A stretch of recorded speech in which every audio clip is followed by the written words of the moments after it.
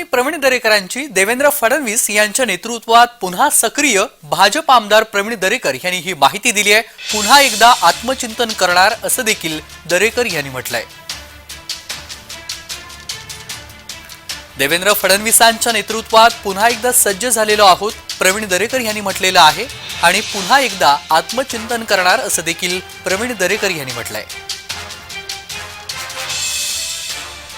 लोकसभा निवडणुकीनंतर आता विधानसभा निवडणुकीसाठी भाजप आमदार प्रवीण दरेकर यांनी माहिती दिलेली आहे। देवेंद्र फडणवीसांच्या नेतृत्वात पुन्हा आम्ही सक्रिय झालेलो आहोत असं प्रवीण दरेकर यांनी म्हटलंय।